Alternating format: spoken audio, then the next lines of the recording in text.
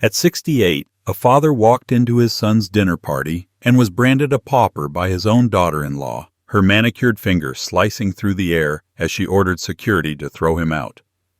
Guests froze the room, suffocating in silence, and his son, the man whose future had been built on his father's sacrifices, sat mute, paralyzed by shame. The humiliation seared deeper than the word itself. It was the betrayal in his son's eyes, the cold dismissal of blood for appearances. He left without protest, but in that silence, something shifted. What they mistook for defeat was only the beginning. Don't look away. What happens next will stun you. He walked out of that glittering apartment like a man stripped of everything but breath, the city lights flickering in the glass behind him while the word pauper clung to the back of his skull like a brand burned into flesh. His son had sat frozen fork, suspended lips pressed together in the silence of a coward. The silence of a man who owed his very life to the father he abandoned at the table. There should have been anger, a storm of rage ready to tear the night apart. But instead came something colder, sharper, a silence more dangerous than any outburst could ever be. On the long drive home, the tires hummed against the asphalt, each mile a metronome to the beat of a man's shifting heart. He thought of nights spent hunched over workbenches, his fingers raw and bleeding, shaping wood so his son could live in the softness of libraries and lecture halls. He remembered the check he had written the land sold for less than its worth, the years of sweat pressed into tuition bills that had bought his boy a future. That son now couldn't muster even one word to stop his wife's venom from cutting him open in front of strangers.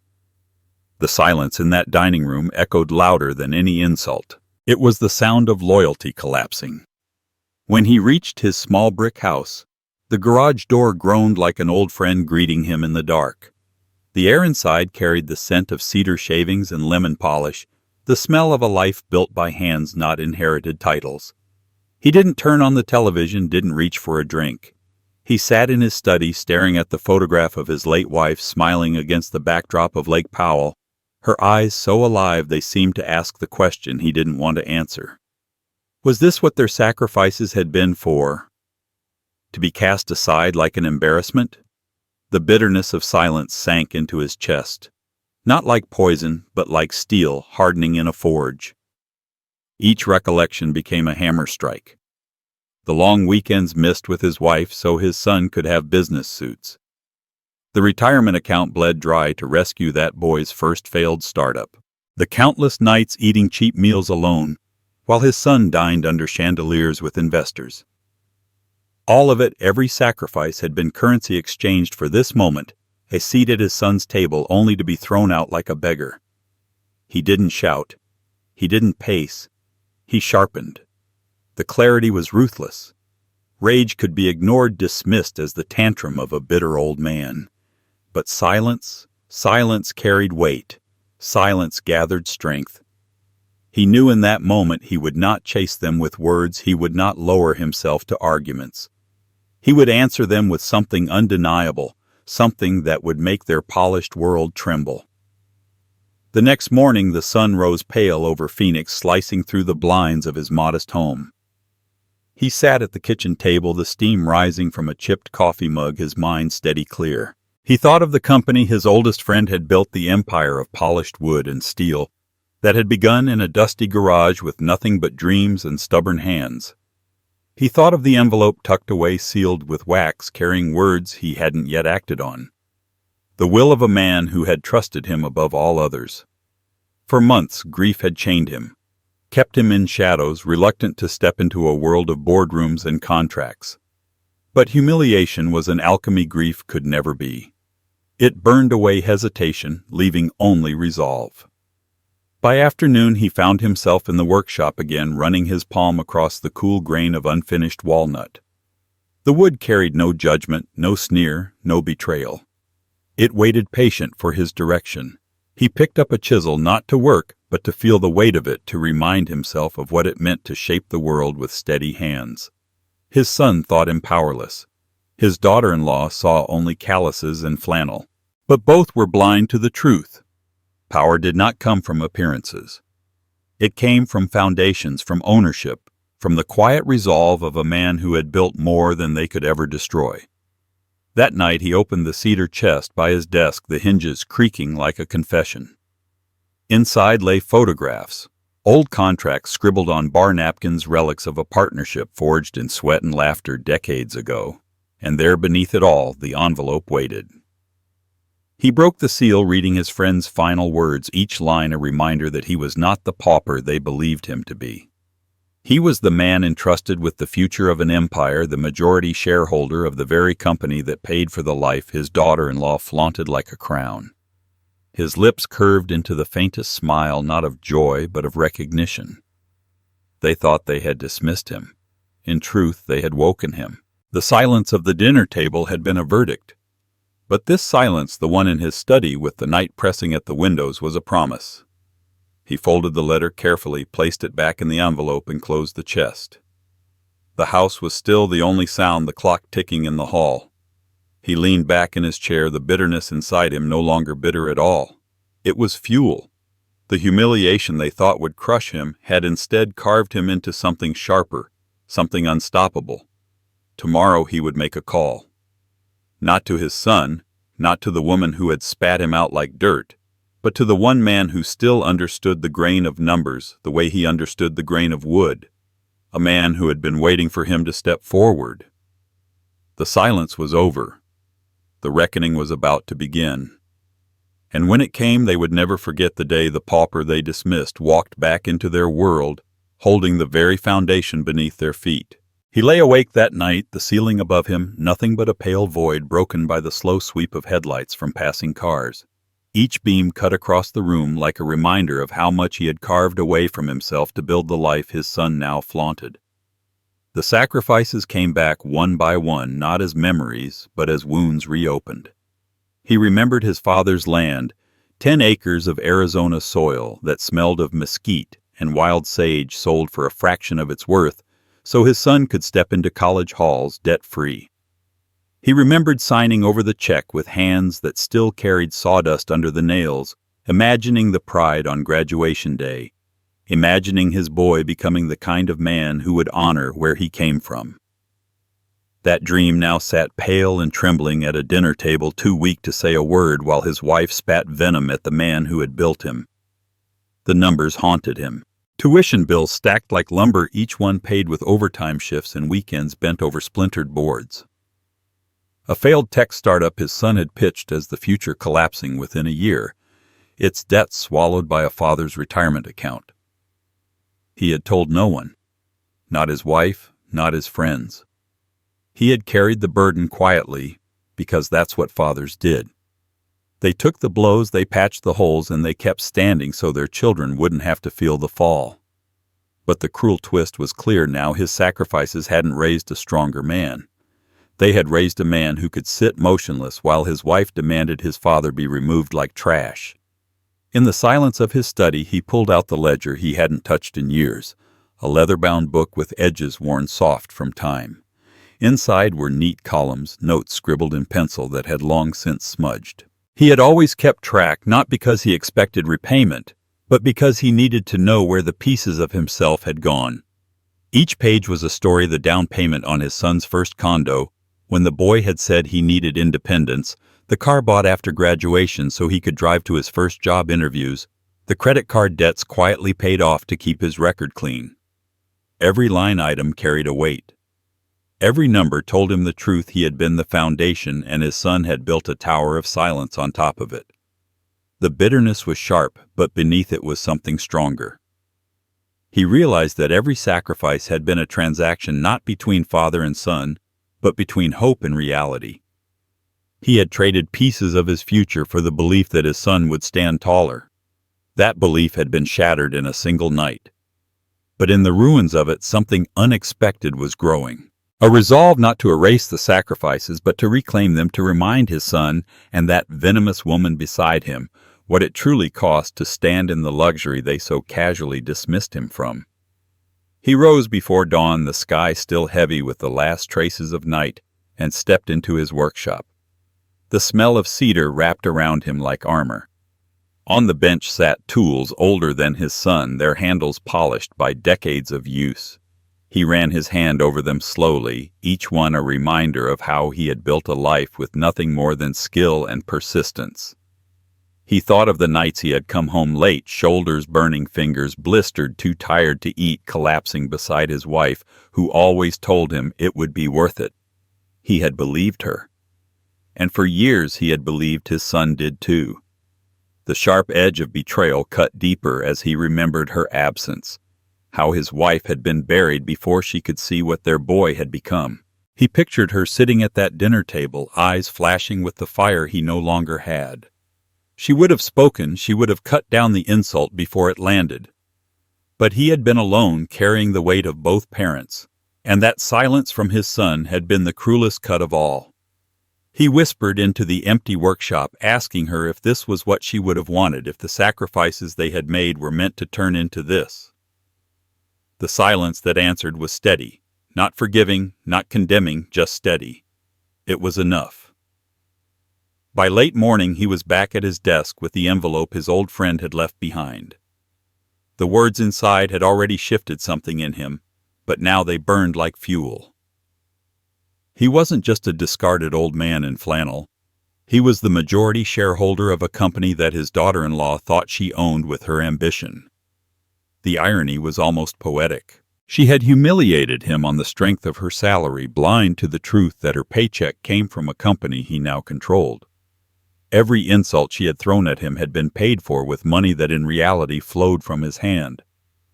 The weight of sacrifice twisted into something sharper, a blade honed on betrayal. He didn't want revenge for its own sake. He wanted correction. He wanted his son to see the scaffolding of sacrifice he had stood on all his life, to feel the truth of it crack under him when he realized who had built it. He wanted that woman with her expensive perfume and cruel smirk to learn that the man she called a pauper had the power to erase her career with a single phone call. That night, as the desert wind rattled the windows, he sat with the phone in his hand. His thumb hovered over the contact for the company's chief financial officer. He imagined the conversation, the weary relief of a man who had waited for leadership with integrity. He knew once he made the call, the silence would be over. The sacrifice would no longer be just memories in a ledger. They would become weapons in the hands of the man who had paid them. He didn't dial yet. Not tonight. Tonight was about remembering the cost. He took out the old ledger, turned to the last page, and wrote one more entry. The date, the note, dinner party. Cost, dignity. Return, clarity. He set the pencil down, closed the book, and felt the weight settle into him like armor. Tomorrow the balance would begin to shift. Tomorrow the son who sat silent and the wife who sneered would learn that every sacrifice has a reckoning. And when the call was made, when the tide turned, it would not be loud. It would be silent, deliberate, inevitable. They had mistaken his patience for weakness, but they were about to discover the difference.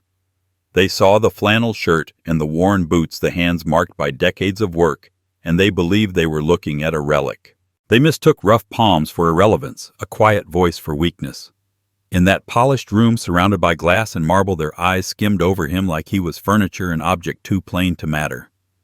They didn't know the weight behind those hands, the miles walked in those boots, the silence that wasn't born from submission but from control. Their misjudgment settled into him like a blade slipping between ribs, not fatal, but unforgettable. The humiliation was deliberate. They wanted him erased from the scene, reduced to background noise in their performance of wealth. He remembered the way her eyes glinted when she called him a pauper, the venom carefully wrapped in a smile for the guests. He remembered the way his son kept his gaze fixed on his plate, as though silence could shield him from the truth. Every detail burned into him, each glance, each smirk, each calculated dismissal. He had been invisible by design, a shadow allowed to linger until he dared speak, until he revealed knowledge too refined to fit the part they had written for him. Then suddenly he wasn't just invisible, he was inconvenient. He replayed the moment in his mind, her brittle laugh slicing through the air after he identified the walnut grain. The contempt had been sharp rehearsed, even as though she had been waiting for him to overstep so she could push him down in front of her world. To her his skill meant nothing, because his shirt wasn't pressed by a tailor, because his car outside wasn't German, and new because his voice carried the cadence of a craftsman, not a financier. They had built their identities on surfaces, on appearance. And because he didn't gleam like them, they assumed he had nothing to wield. That was their mistake. At home he stood before the mirror, the reflection harsh under the kitchen light. The lines carved into his face weren't shame, they were testimony. Every crease across his forehead, every scar on his knuckles told a story no tailored suit could buy. He touched the calluses on his hand, the ridges permanent and proud. They had dismissed these as proof of poverty, but he saw them for what they were, proof of survival, proof of creation. He thought of the homes he had built, the structures that still stood decades later, weathering storms that would outlast the fleeting glow of her dinner parties. They thought him powerless because they didn't understand that true power didn't wear polish. It carried permanence. The misjudgment cut deeper than insult, it revealed their blindness. They had no idea that the very company funding their lifestyle was now under his control. They couldn't see past the surface long enough to notice the foundations beneath their feet were shifting. That blindness was his weapon. He wouldn't scream. He wouldn't defend himself in their language of vanity. He would let their arrogance build a stage, and when the curtain dropped, they would discover who had been holding the lights all along. The following days were quiet. He walked the aisles of the grocery store, pushing a cart filled with modest items, while people around him bustled with lives that looked easier, lighter. He sat on his porch in the evenings, the Arizona sun sinking red over rooftops, a glass of water sweating on the railing beside him.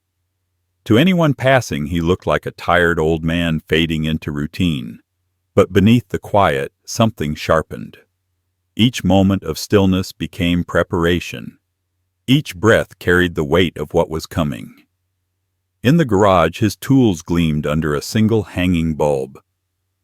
He polished them not because they needed it, but because the ritual calmed his hands, steadied his mind. He thought about how appearance always betrayed truth to the careless. The smooth finish on a joint might hide a weak bond. The gloss of veneer could cover cheap wood. He had spent a lifetime spotting flaws beneath beauty. Now he recognized the same in them.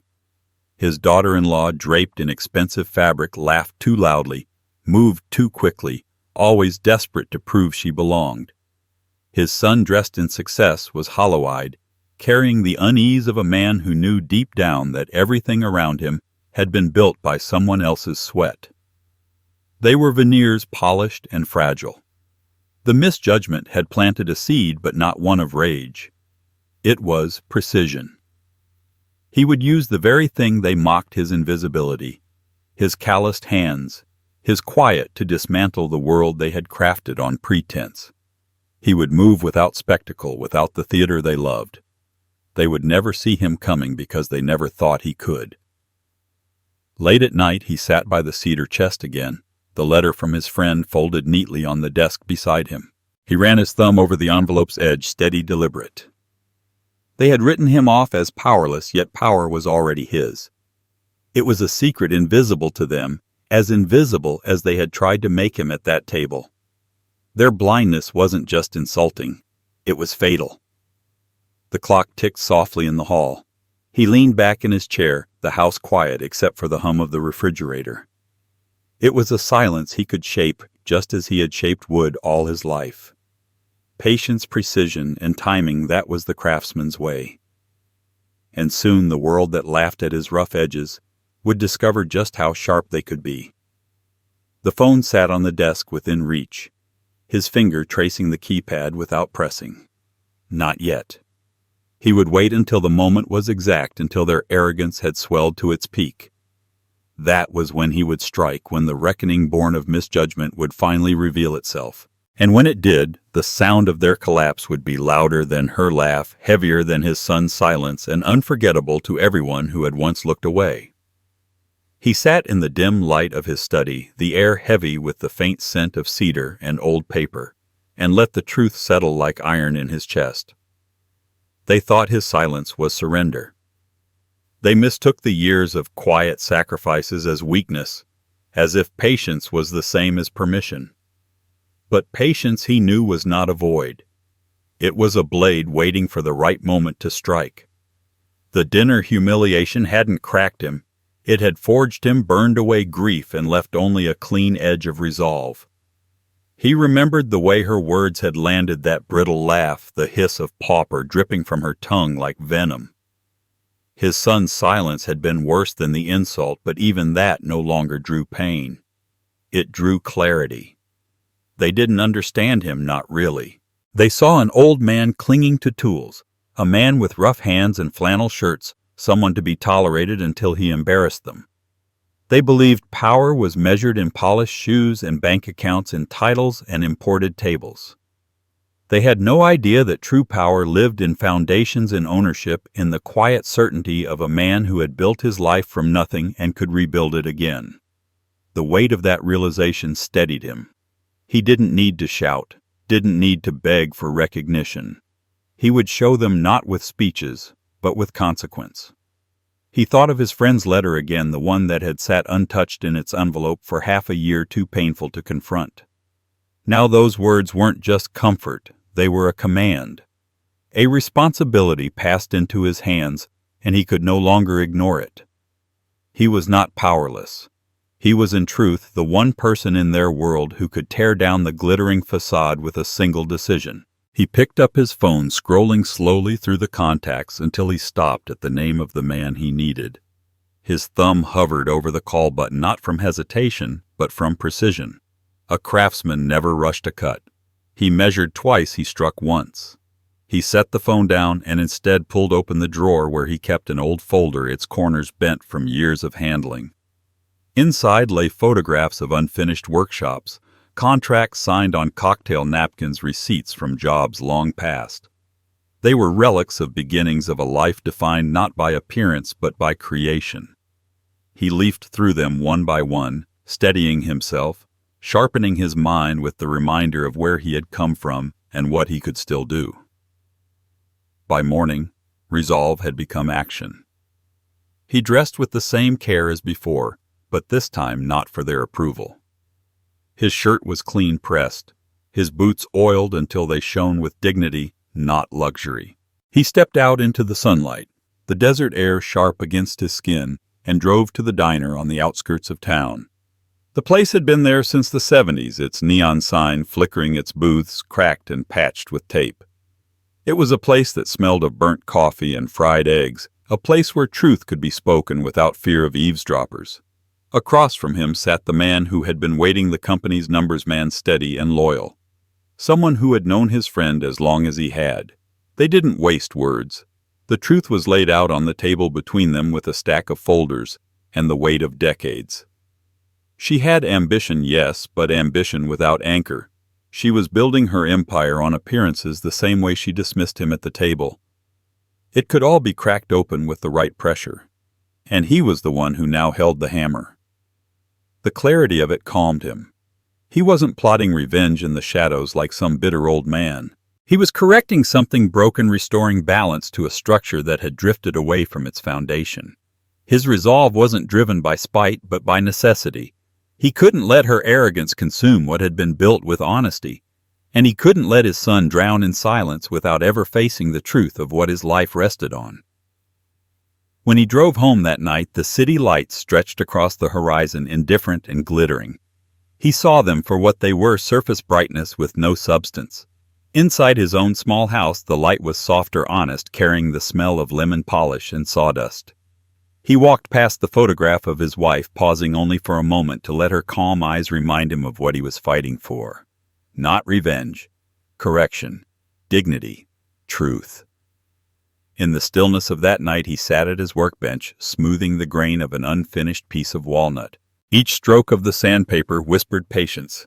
Each curl of shavings fell like seconds counting down to an inevitable reckoning.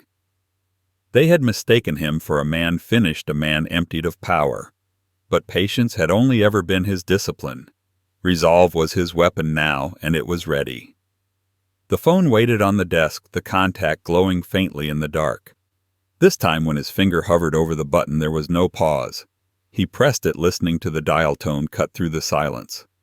When the voice answered, tired but steady, he spoke with the calm of a man who knew exactly what he was about to do. And with that call, the reckoning truly began. What came next would not be loud, not at first. It would be precise, invisible, devastating. They would feel it before they understood it, and by the time recognition set in, it would already be too late. He stood by the wide window, the skyline burning against the night like a field of diamonds, and held a glass of club soda that tasted more like pity than refreshment. Around him, the room swirled with laughter and chatter, sharp suits and glittering dresses weaving together in a dance of money and ambition. Conversations flowed about mergers and overseas markets, words that fell like foreign currency he had no use for. To them, he wasn't a man with a life behind him, with a history etched in scars and sweat. He was just a shadow at the edge of the party, a placeholder introduced with vague politeness as David's father. Not a craftsman, not a builder, not a man who had bent wood and steel into permanence, but an afterthought, a silent accessory dragged in for the performance of family. Each introduction was a blade dulled by repetition. David's father. Not Frank, not the man who once kept food on the table by working through the night, not the man who had laid the foundations for his son's entire existence. Just a title, a preface that stripped him of identity. Their eyes never lingered, their smiles never reached deeper than etiquette. And his son, standing tall by the fireplace, basking in admiration, never corrected them, never honored the name that had carried him here. It was as though his history had been scrubbed clean, erased to make space for the curated gloss of David's new life. He watched his son telling stories of international trips, his voice smooth and confident, the guests leaning in at all the right beats. It was a performance polished and flawless, but hollow to the man at the window. Because he knew those trips had been paid for by years of someone else's labor, by decades of sacrifice, that no one in that room would ever hear about.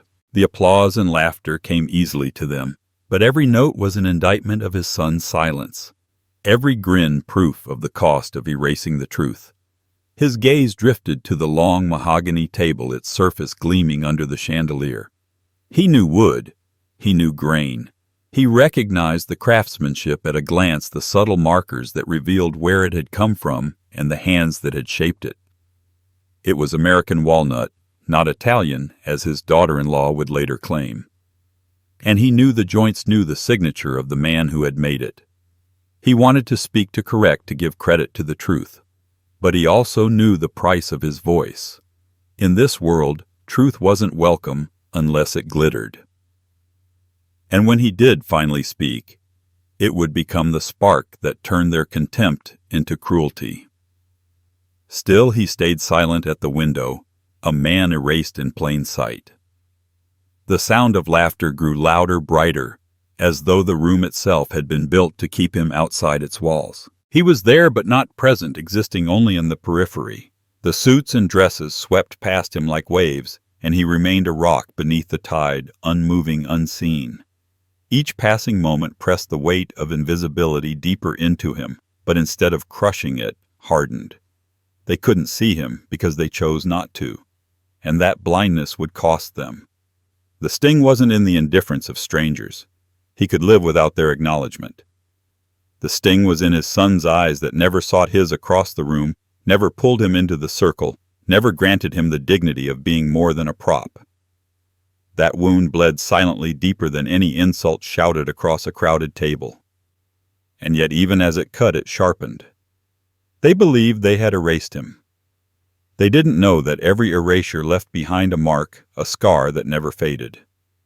As the night stretched on, the performances grew grander. Toasts were raised, glasses clinked, music swelled from the corner. He stood outside of it all, not part of the song, not part of the rhythm. The valet downstairs would recognize his car more than these people recognized his worth. And when dessert was served, when champagne flowed, his place in that world was as clear as the glass in his hand, transparent, fragile, and disposable. But beneath the humiliation, beneath the ache of being invisible in a room built on surfaces, a different kind of clarity stirred. If they could erase him so easily, if his own son could discard his name in favor of appearances, then he owed them nothing of the silence they expected. He had lived a life of creation of permanence. They lived on pretense, and pretense always cracked when it was tested. He set the glass down. His reflection caught in the window for just a moment. An old man, yes. A quiet man, yes. But not a powerless one.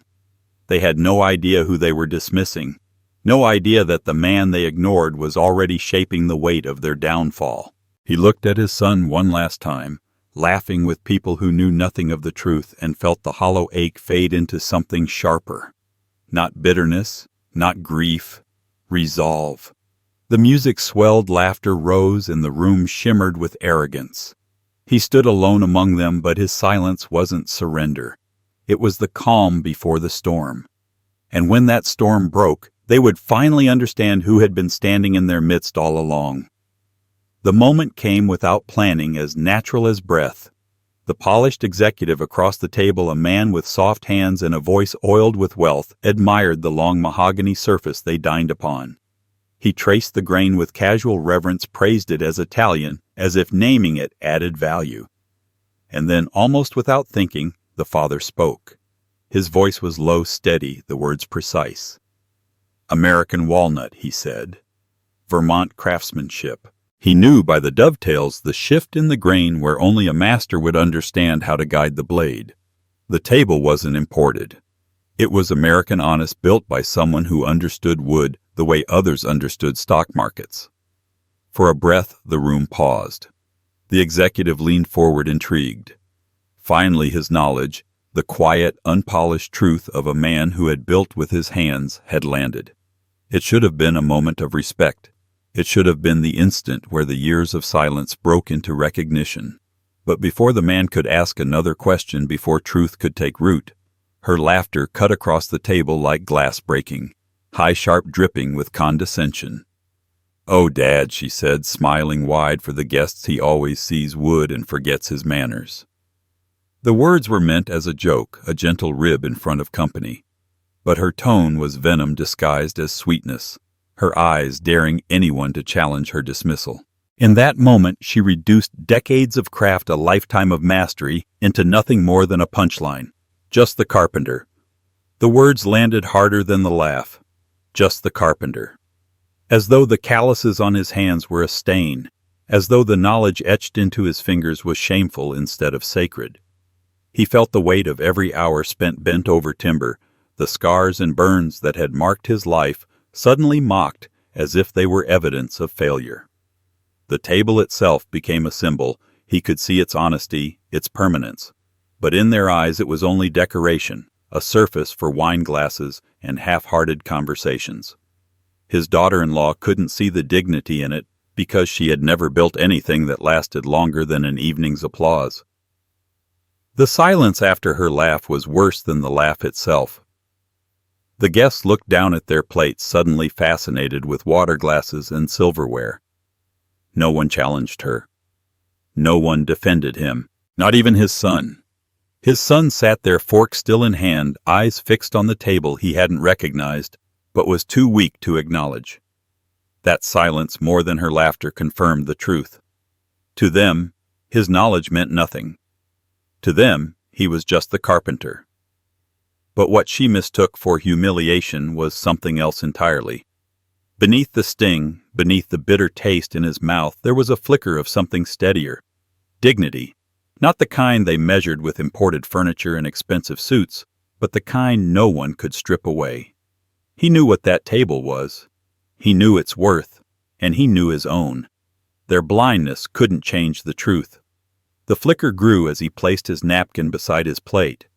Movements slow, deliberate, filled with the grace of a man who didn't need their validation. For a moment before the cruelty escalated further, he let that dignity wrap around him like armor. Her words still echoed, though, and each repetition sharpened his resolve. Just the carpenter. She thought the word was small, an insult. But in his hands, carpentry had built lives, had raised children, had given them the very foundation they now trampled. Carpentry was creation. Carpentry was permanence. To dismiss it was to dismiss the truth of everything that held their world upright.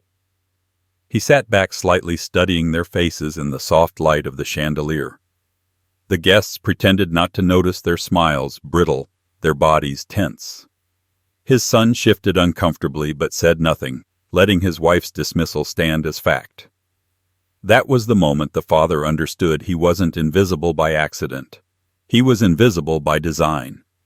They had chosen to erase him to make his life small, so their own could seem larger. His jaw tightened, but he didn't argue. He didn't defend himself. Dignity didn't need defense. It simply existed unshaken, untouchable. They could laugh, they could dismiss, but they couldn't unmake what he had built. And one day, very soon, they would learn that the man they mocked as a carpenter was the man who held the floor beneath their feet. He folded his hands calmly, eyes fixed not on them but on the wood grain of the table. He saw it clearly, the same way he had always seen truth in the materials others overlooked. Walnut strong and unyielding, able to outlast storms and fire. He thought of himself the same way. They could sand him down, paint him over, pretend he was something else, but at the core he remained. Solid. Unbreakable. Her laughter faded into the background noise of clinking glasses and forced conversation, but it had already done its work. It had given him the gift of clarity. They would never see him for who he was.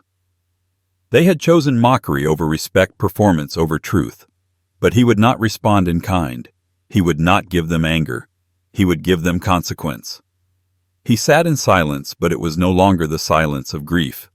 It was the silence of calculation, a quiet storm, gathering patient and deliberate. Around him the dinner party continued, all polished smiles and curated elegance. But he no longer belonged to their world. He had stepped into something larger, something stronger. They thought they had stripped him down to nothing. They had no idea they had just revealed the edge of the weapon he had been sharpening all along. And when the night was over, when the laughter had faded and the guests had left, the echo of her mockery still lingered. It didn't wound him. It armed him. They had laughed at the carpenter. They were about to learn what a carpenter could build and just as easily tear apart. The word cut through the air like a blade, sharper than glass, heavier than stone. Pauper. It landed with such venom that even the clink of silverware died, swallowed by the silence that followed. The chandelier above hummed faintly, the only sound in a room that suddenly felt smaller, tighter, suffocating. His daughter-in-law's lips curved into a thin line of triumph, her voice still echoing in his head while the rest of the table froze. Guests stared into their water glasses, eyes darting anywhere but at him, desperate to escape the shame that clung to the air. The insult was not just a word. It was a verdict delivered in public, a sentence meant to strip him of every shred of dignity in front of strangers. He looked at his son, the boy he had carried on his shoulders, the man whose first suit he had paid for, whose mistakes he had covered with his own sweat and savings. His son sat, pale eyes wide, fork still halfway to his mouth, as if time itself had stopped. He opened his lips, then shut them, paralyzed, his silence louder than the insult itself. That silence was betrayal in its purest form. It was permission. It was acceptance of her cruelty. And in that instant the father knew the bond between them had fractured beyond repair. He could feel every guest's discomfort crawling across his skin, the way they shifted in their seats, unwilling to intervene, unwilling to recognize him as anything more than the caricature she painted. In their silence, they became accomplices. The humiliation was complete, pressed into him with the weight of every turned head, every averted gaze. He wasn't just dismissed, he was erased. And yet, beneath the sting, there was no collapse. There was no pleading or protest. Instead, something within him solidified, as if the insult had frozen the last remnants of grief into unyielding stone. His humiliation was irreversible, yes, but so too was his resolve. The word that was meant to destroy him had instead branded the truth into his heart. They had crossed a line, one that could never be uncrossed. He placed his napkin neatly beside his plate, the gesture slow, deliberate, as though he were signing his own declaration. He rose without a word, the legs of the chair gliding across the thick rug without a sound. The silence in the room deepened, heavy enough to crush. His daughter-in-law watched him with the cold gleam of someone convinced of victory. His son refused to meet his eyes, staring down at the table, ashamed, afraid but unmoving. He didn't speak. He didn't defend himself. His silence was its own judgment, heavier than any curse. He turned and walked away, each step echoing like a gavel in a courtroom where every guest had been a witness. Behind him, the murmur of shallow voices began to stir again, a forced resumption of conversation meant to patch over the ugliness of what had just happened. But the damage was done. The word lingered in the air, poisoned and permanent. At the door he paused. Not to look back, not to acknowledge the people who had chosen cowardice, but to let the weight of the moment sink into memory. He opened it, the cold night air rushing in crisp and sharp against his face. As he stepped into the darkness, he heard her whisper behind him, sharp and victorious. Problem solved. The words carried like smoke curling into his ears, feeding the fire that had already begun to burn deep inside. The drive home was long, the highway stretching into shadow, headlights sweeping across his windshield in rhythmic intervals. He didn't turn on the radio.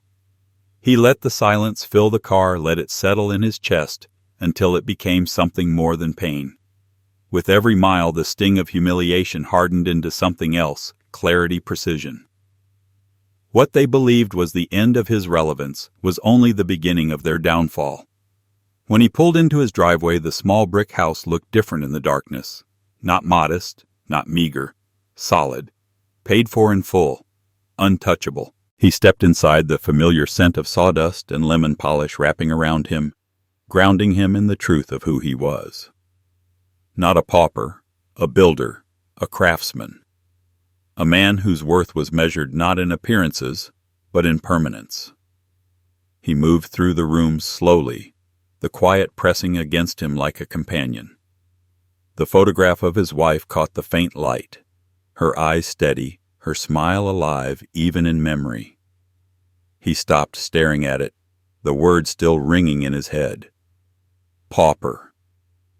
He imagined what she would have said, how her voice would have cut sharper than his own silence, how she would never have allowed their son's weakness to stand.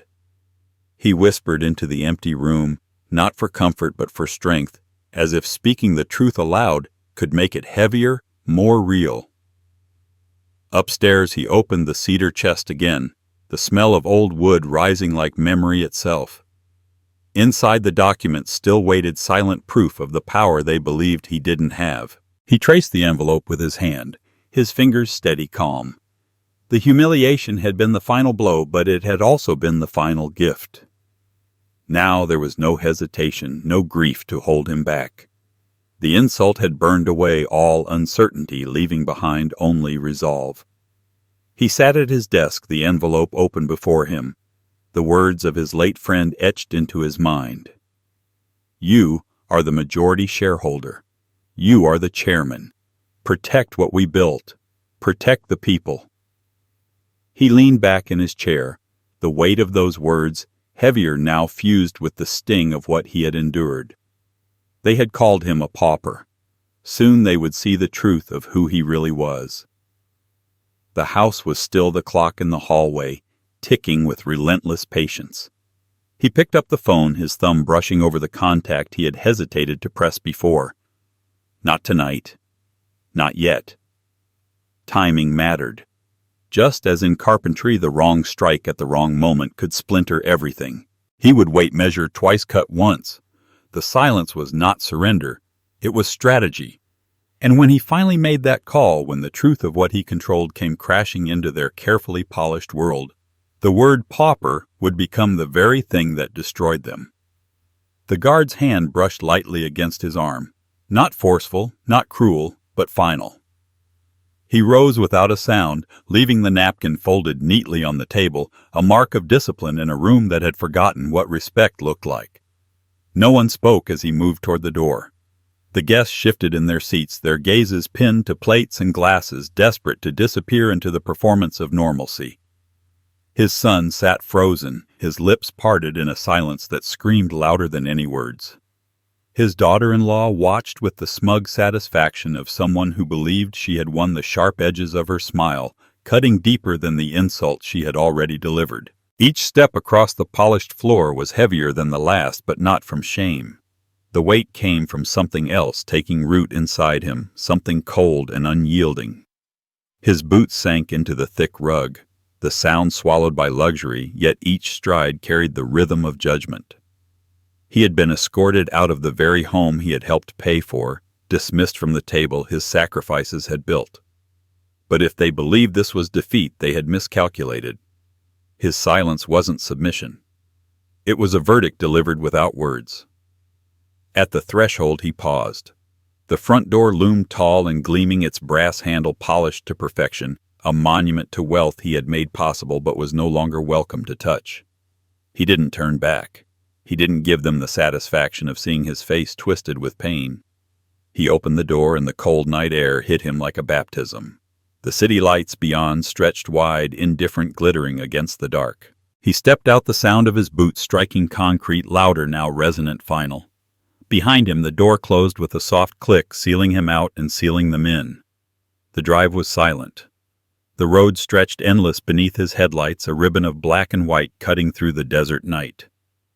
His hands gripped the wheel, steady, unshaking, while the memory of that dining room replayed in fragments. Her laughter, the word pauper, his son's frozen face, the turned heads of strangers. Each fragment burned, but none broke him. With every mile the sting dulled and hardened, turning into something sharper, more controlled. They thought they had erased him. Instead, they had carved him into something they couldn't yet see.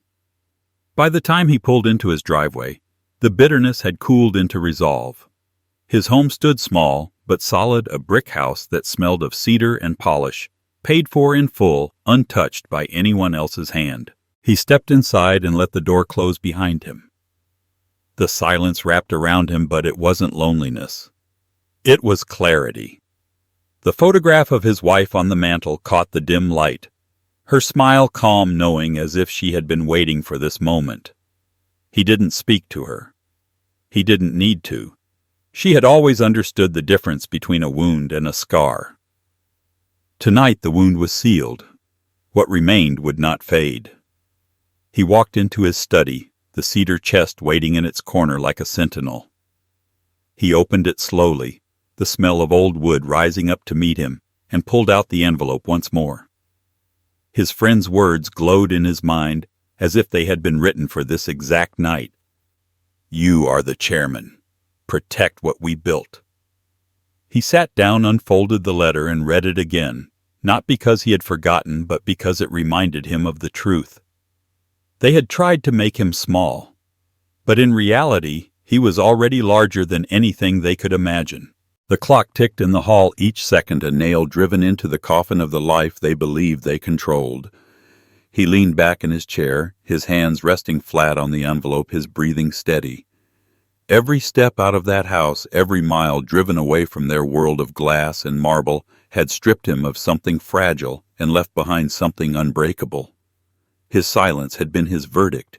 His exit had been his sentence. And now the reckoning was inevitable. The house groaned in the night, the desert wind brushing against the windows. He sat alone, but not defeated, not erased, hardened, ready. They believed they had closed the door on him. They didn't know he held the keys to a different one, a door that opened into their world with more power than they could comprehend. When he finally stood and set the envelope back into the chest, he moved with the calm of a man who no longer carried doubt. They had escorted him out, but he would return, not as a guest, not as a father tolerated for appearances, but as a force they could neither mock nor ignore. The quiet exit had not been an ending. It had been the beginning of something far more dangerous, and when he came back into their lives, it would not be with silence. It would be with consequence. The night pressed against him as he walked from his car to the front door of his house, the silence of the neighborhood broken only by the crunch of gravel beneath his boots. The humiliation still clung to him heavy and sharp, but it no longer burned the way it had in that glittering room. The sting had cooled, hardened into something else entirely. What they thought was defeat was already changing shape inside him. Molten pain poured into a new mold. He could feel it in his chest, steady and deliberate, the shift from wound to weapon. Inside the house was dark, the air carrying the faint scent of lemon oil and sawdust. He didn't turn on the lights. He didn't need to. He knew every step, every creak of the floorboards, every edge of the furniture he had built with his own hands. Each room was a monument to permanence, to creation, to truth. He walked through the quiet, not as a man broken, but as a man reforged. By the time he reached his study, the shame had dissolved into clarity. The insult had not diminished him. It had armed him. He sat at his desk, the grain of the walnut surface warm beneath his palms, and let the silence gather. This was not surrender. This was strategy. He thought of the faces at that dinner table, the cowardice in their eyes, the triumph in hers, the frozen fear in his son's. They believed they had cast him aside, that he would shuffle home to fade in solitude. But they didn't know him. They didn't know the patience of a craftsman, the precision of a man who measured twice and cut once, the permanence of someone who had built entire lives from nothing. The envelope still waited in the cedar chest. He pulled it out, the paper cool beneath his fingers, and unfolded the letter again. The words were the same, but now they struck differently. You are the chairman. Protect what we built. Tonight the sentence didn't feel like a burden. It felt like a blade. He had been hesitant before, held back by grief, by a father's loyalty, by the quiet hope that his son would one day stand taller. That hope was gone. What remained was sharper, truer. He was no longer protecting just a legacy. He was preparing for war. The city outside was restless, lights flickering in the distance, traffic humming like a constant pulse. He stared out the window, his reflection framed by the glass, and saw not an old man discarded, but a storm gathering. They had called him a pauper, dismissed him as furniture in their curated lives. But he still held the power they didn't even realize existed, the leverage to pull the ground from beneath their polished shoes. He didn't need to scream. It didn't need to announce it. He only needed to act. On the desk lay his phone. He picked it up, scrolled to the contact that mattered, and let his thumb hover over the call button. Not yet. Timing was everything. He would wait until their arrogance reached its peak, until they believed themselves untouchable. Then he would strike. That was how real builders worked, not by rushing, but by knowing exactly when the final nail must be driven. He set the phone down, opened the old ledger once more, and added a line in his neat, precise handwriting. Date tonight. Cost dignity. Return fire. He closed the book, his fingers lingering on the cover, and let the words settle. The wound they thought they had inflicted was no longer bleeding. It was forged into steel, into purpose, and it would cut deeper than they could ever imagine. In the stillness of the room, he leaned back, exhaling slowly, and let the quiet hum of resolve fill him. They would never see him coming. Not because he was hiding, but because they refused to believe he could move against them. Their blindness was their weakness, their arrogance the chisel he would use to split their world apart. The clock ticked steadily in the hall, marking the passage of time with the patience of a craftsman. He rose from his chair, slid the envelope back into the chest, and closed it with a quiet snap. His steps through the house were unhurried, deliberate, his shadow long against the walls. At the doorway, he paused, looking once more at the photograph of his wife. Her eyes seemed to hold the same calm certainty he now felt.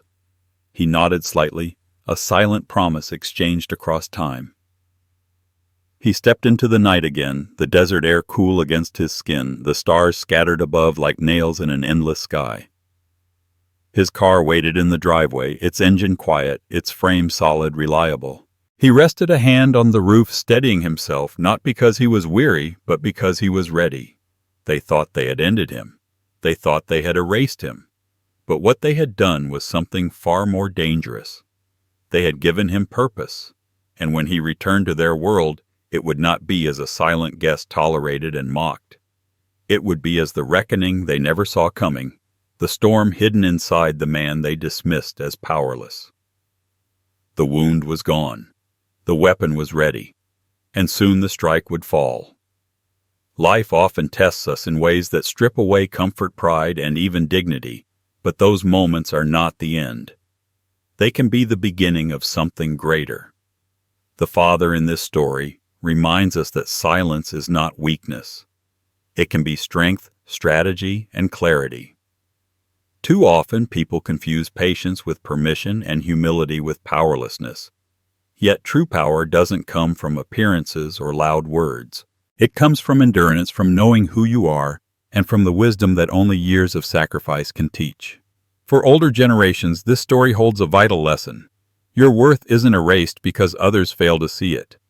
The hands that built the choices that shaped families, the resilience that carried you through storms, those are your legacies, and they hold more weight than fleeting judgments. Even in betrayal, you can transform pain into purpose. It's never too late to stand tall, to reclaim dignity, and to remind the world that the quiet ones often carry the greatest strength. If this message resonates with you, share your thoughts in the comments and subscribe for more powerful stories that speak to the heart and honor the strength of life's hardest lessons.